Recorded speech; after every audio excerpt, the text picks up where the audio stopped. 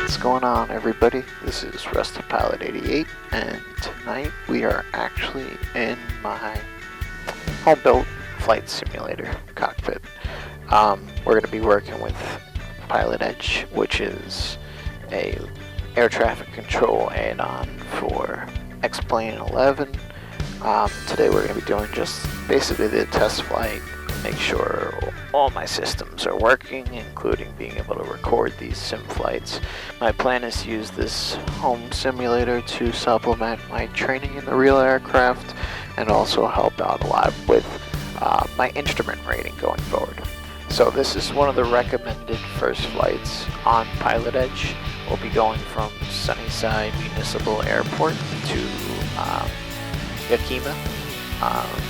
Sunnyside is uncontrolled, so we'll just be broadcasting on the traffic advisory frequency, and then we will be contacting tower at Yakima. I'm running real world weather, so we're gonna pick up the AWOS here at Sunnyside, which is 123.67, and we're gonna monitor that. So I'm gonna get my checklist out, do my startup here. So fuel selector on desired tank, go right tank for now, throttle, 1/4 of an inch, master switches on. Sunnyside Uni weather. There we go. Fuel pump on. Sky clear. Temperature 13. Dew point -15. Altimeter I'm actually 299. gonna mute that for a second while we go through our checklist here. Fuel pump is on, mixture, full rich, beacon, strobe light on, engine prime, give it a quick little prime and a pump with throttle, and then top area clear, and we're going to engage our starter. There we go. Okay, throttle back to 1,000 RPM.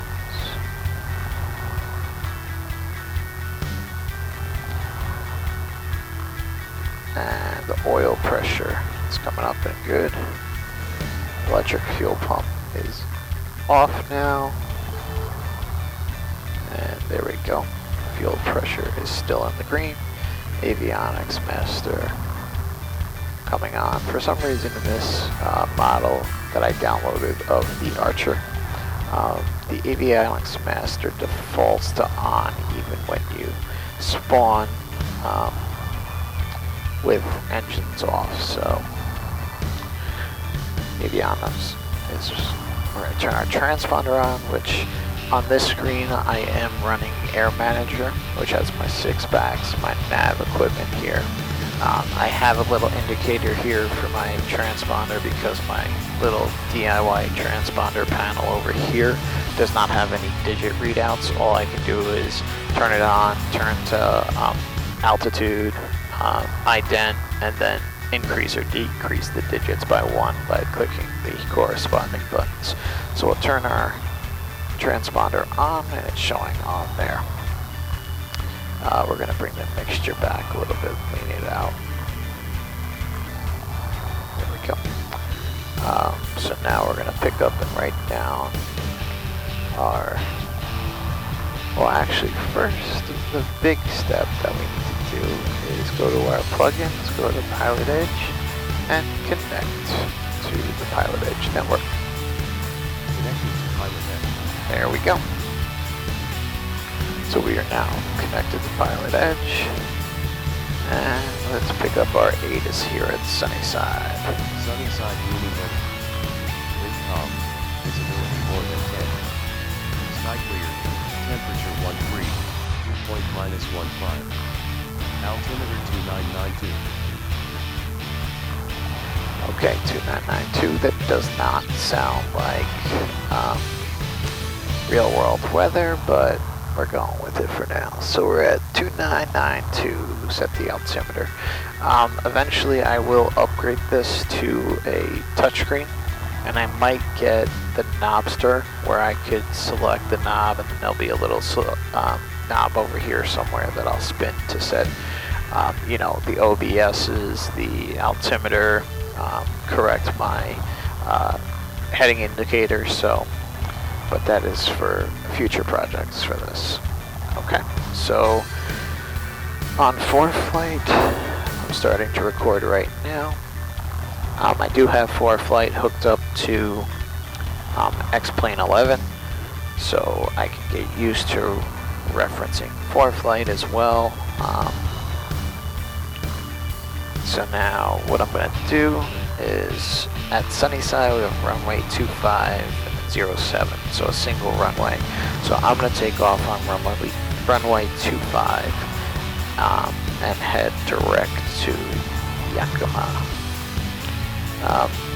There is a VOR for Yakima, but it is not directly over the airport.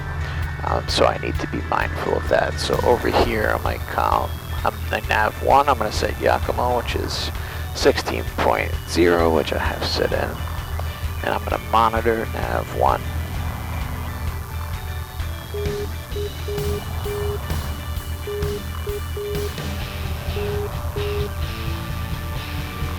So that is just the Morse code identifying the VOR of Yakima, which it does match.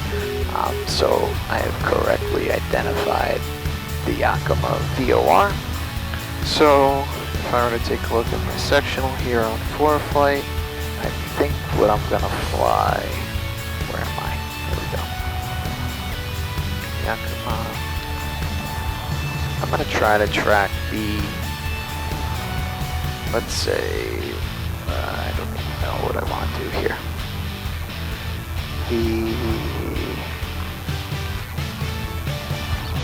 The 130 radial. So I'm going to set 130 at the bottom of my OBS here, because the radial is coming away from it, so I want to track the reciprocal of that, which would be 310. So that's why I said 130 at the bottom. So when I take off, I'm going to fly and try to intercept that 130 radial. Alright, so I think that's enough talking for now. What I can do is preemptively set the Yakima ATIS, which is 122.25, which I have actually in my COM2, and the Yakima Tower 13325, which I have in COM2. The common traffic frequency here at Sunnyside is 22.9, so I'm going to set that at my COM1, and we are good to go here. Wait, let me just double check here. I may have been wrong on the frequency. AWAS is 123.65. We already picked up our weather. Yeah, 122.9. So I'm going to flip over to 122.9. And we're going to taxi to take off on runway 25. So release the parking brake. We're going to be heading to the left over here. My rudder pedals are a little hypersensitive, but that's alright. Let's make do. It's a first flight. I'll be tuning and fine-tuning this flight sim as we go here. Whoa, brake pedals are hypersensitive. Oh, thank you. Forgot. ForeFlight is going to do call-outs for me, which is fantastic. And eventually, when I upgrade my headset, right now I'm running the David Clark with headsets that I've had since the beginning. Oops, sorry. We're going to hopefully upgrade to either Lightspeed or Bose, which will have the Bluetooth, which I connect to my iPad so I can get the call-outs in my headset.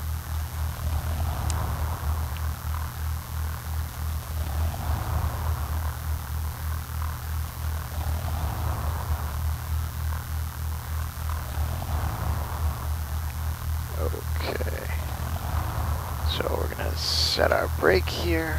Just have to double check that the brake grab, because sometimes it takes a little finagling. Oops, I hit the wrong button.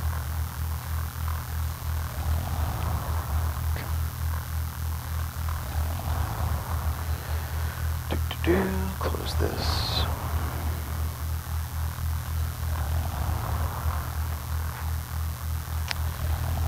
Okay, we're not going to do a run-up. We're just going to make our calls here. So, we go mixture full rich, fuel pump on, landing light on, nav light on.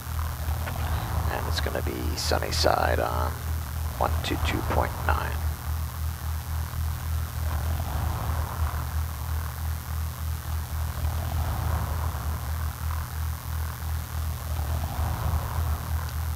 Sunnyside traffic, Archer 8138 Hotel, taking runway 25 for a northwest bound departure, Sunnyside. Okay, so we made our call.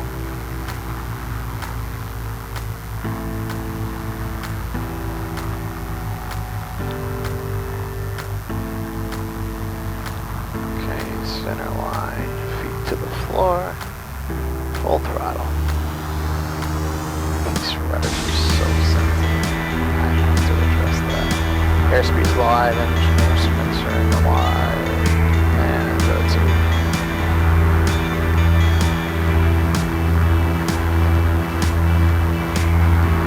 Jump for this climb.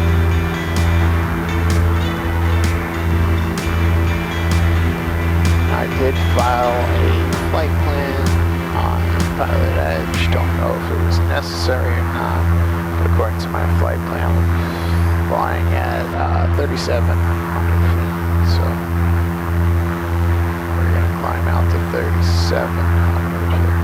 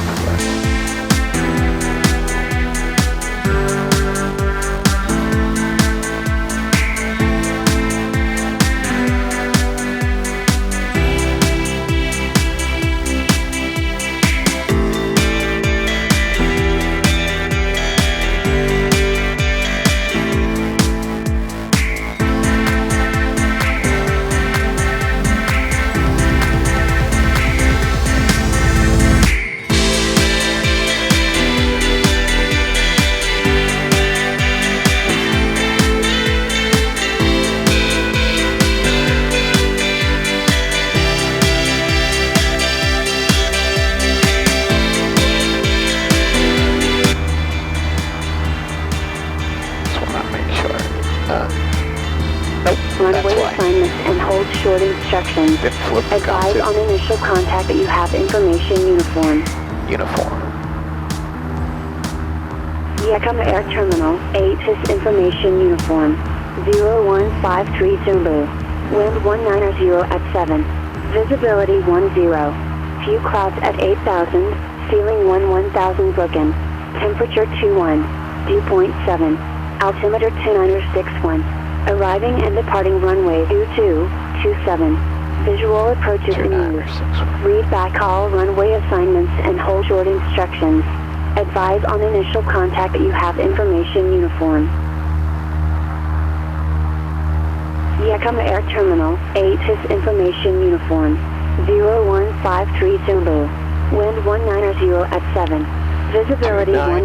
Wow. Few clouds at 8,000. Ceiling 1000 broken. Temperature 21.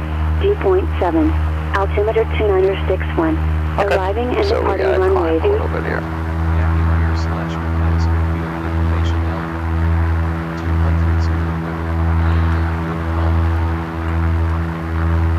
So we have uniform. We're back to COM 1. And Yakima Tower is going to be next, which is 133.25. So let's start listening in on that. We're going to give a radio call in about 3 miles here.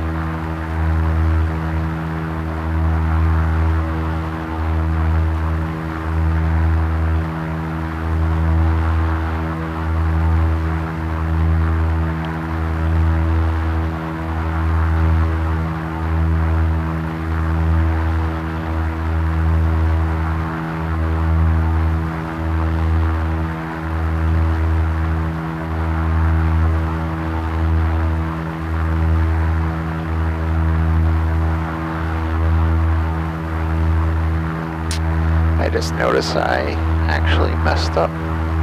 I had a 2 indication on here, which is why my nav1 never came alive and never brought me in. Alright, live and you learn.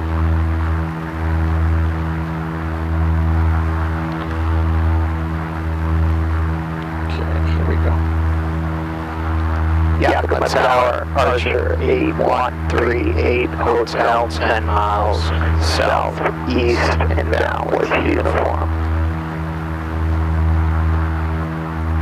That was weird. That was loud and echoey.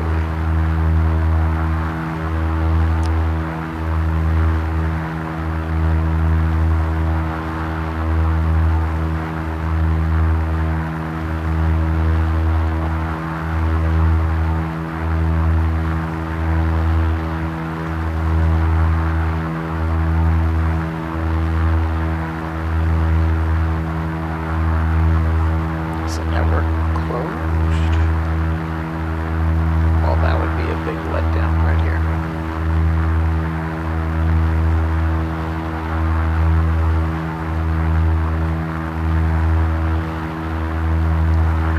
Yakima Tower, Archer 8138, Hotel, 8 miles southeast inbound with the uniform.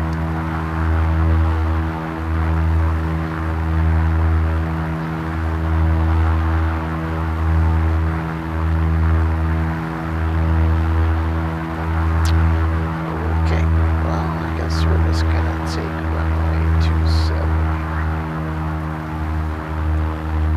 Fuel pump on, landing light on. Extra full rich.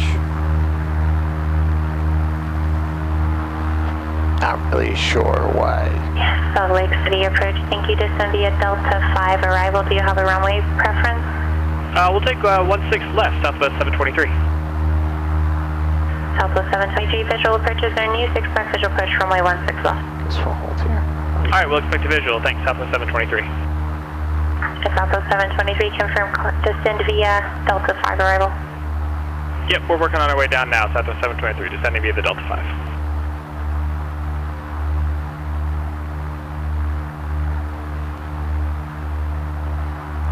Yakima Tower, Archer 8138, Hotel, 6.5 miles southeast inbound with the uniform.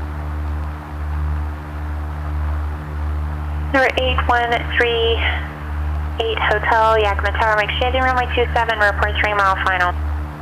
Straight in, runway 27, reporting 3 mile final for 38 Hotel. There we go.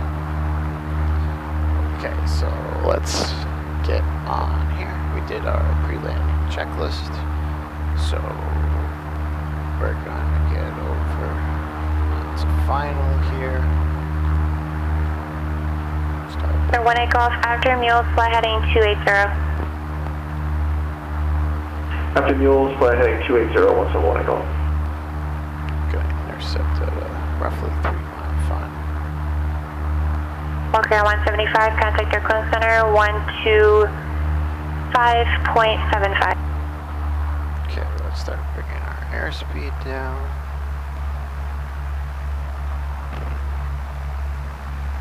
Report 3 mile final for 27 here. So that's 27 right here, and you can see the bases.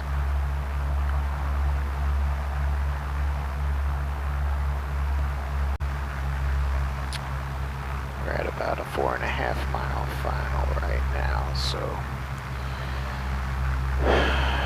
everything's set. There's the glide slope. Walker 175, Oakland Center, San Francisco, altimeter 2984. Missed if you had the ATIS, I believe you said you had Juliet, and ILS approaches in use. We're going to transfer a little bit low, so we're going to give up. Walker Gain some 175, expect that. altitude with some airspeed. Okay. First notch of flaps coming in. Coming up on our 3 mile final.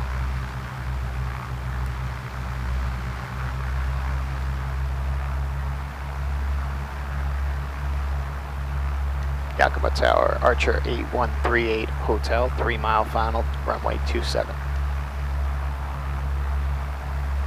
Question 38 Hotel, runway 27, clear to land 12007. Clear to land 2738 Hotel.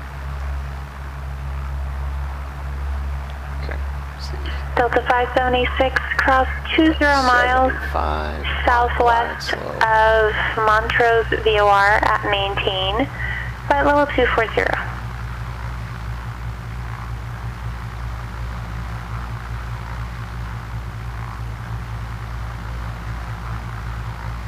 Delta 576, just confirm that'll be southwest of VOR.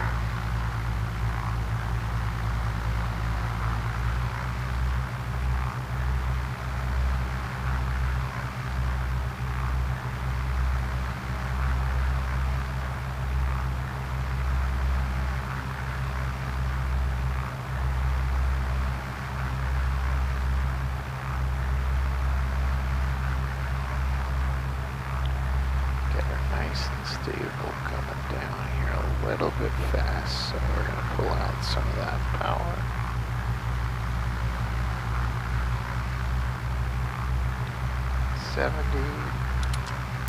Oh, next notch of flaps. Keep her coming down.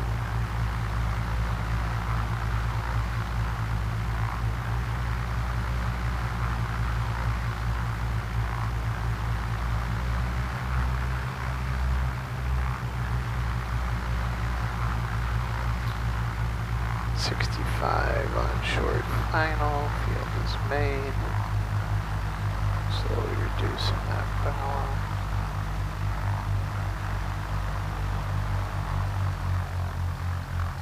Little premature flare. Keep our ground effect. And we're down. Okay, we're gonna zoom in here. We're gonna take Bravo on the right here. So, I guess just like real world, you're looking for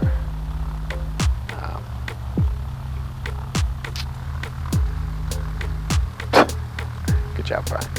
I actually cut that short. Went underneath the sign of Bravo, but hey, you live and you learn.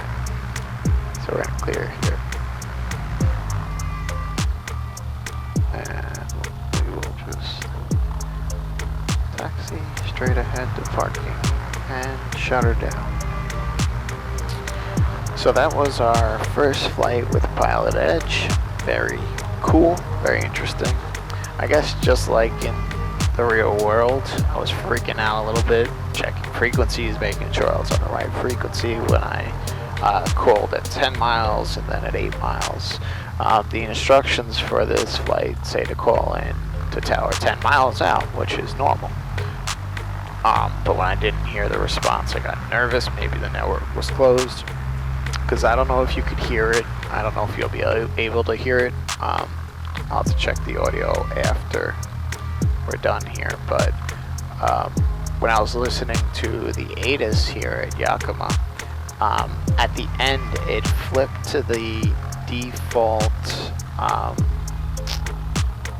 X-Plane 11 ATIS callouts, which I'm just gonna park here so I can talk. Which made me think that it was possible that the network had closed, but I know their hours of operations, and this should have been fine. But so that was very cool. I'm gonna start working towards the VFR ratings on PilotEdge, and then eventually working through the instrument ratings that they have on PilotEdge as well, just to kind of help supplement the training in the actual aircraft. So, let me know if you had any comments down below. I'll be happy to answer any questions you have. Don't forget to like and subscribe. Obviously, that is a big help for me. And also, don't be afraid if there's something you'd like to see, something you'd like to see me do, or explain more, don't hesitate to comment. Thanks for watching, and I will catch you next time.